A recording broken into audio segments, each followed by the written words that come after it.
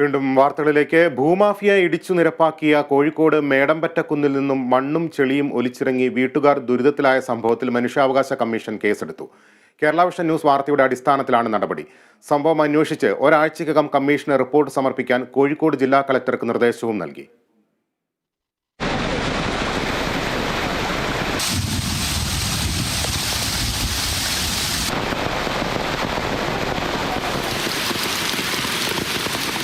Kerala vision news ഇന്നലെ സംപ്രേഷണം ചെയ്ത ഈ വാർത്തയെ തുടർന്നാണ് മണിക്കൂറുകൾക്കുള്ളിൽ സംസ്ഥാന മനുഷ്യാവകാശ കമ്മീഷൻ കേസെടുത്തത്.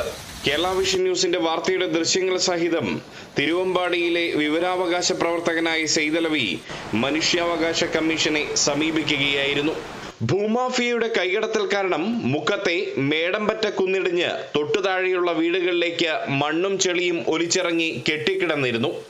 അതുകൊണ്ട് തന്നെ കുന്നിൻചെരുവിൽ താമസിക്കുന്ന 75-കാരി ലീലാമണിക്കും മകൻ ദിലീപിനും വീട് വിട്ടുമാറി താമസിക്കേണ്ടി വന്നിരുന്നു. കൂടാതെ ചെളിവെള്ളം റോഡിൽ വന്ന് അടിഞ്ഞിരിക്കുകയാണ്. തൊട്ടടുത്ത വീടുകളിലെ ജലസ്രോതസ്സുകളും മലീമസമായി. ഇക്കാര്യങ്ങളാണ് ഇന്നലെ കേരള വിഷൻ ന്യൂസ് റിപ്പോർട്ട് ചെയ്തത്. ഈ വാർത്തയുടെ അടിസ്ഥാനത്തിൽ സംഭവത്തിൽ കേസെടുത്ത മനുഷ്യാവകാശ കമ്മീഷൻ ഒരാഴ്ചയ്ക്കകം അന്വേഷിച്ച് റിപ്പോർട്ട് നൽകാൻ കോഴിക്കോട് ജില്ലാ കളക്ടറോട് നിർദ്ദേശിച്ചു. ജൂൺ 26-ന് കോഴിക്കോട് നടക്കുന്ന സംസ്ഥാന മനുഷ്യാവകാശ കമ്മീഷൻ സിറ്റിംഗിൽ ഈ കേസ് പരിഗണിക്കുമെന്നും commission acting chairman K Baijunath ഉത്തരവിൽ വ്യക്തമാക്കി. 2022-ൽ ഭൂമാഫിയ സ്ഥലം വാങ്ങി കുന്നിടിക്കാൻ തുടങ്ങിയപ്പോൾ തന്നെ നാട്ടുകാരായ 106 പേർ ചേർന്ന് മാസ് പെറ്റീഷൻ ജില്ലാ കളക്ടർക്കും RDOയ്ക്കും നൽകിയിരുന്നു.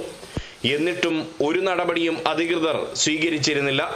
മനുഷ്യാവകാശ കമ്മീഷൻ ഇടപെട്ടതോടെ കുന്നിടിക്കൽ ഇനി ഉണ്ടാവില്ലെന്ന പ്രതീക്ഷയിലാണ് സമീപവാസികൾ. Riyas KMR, Kerala vision news, Kozhikode.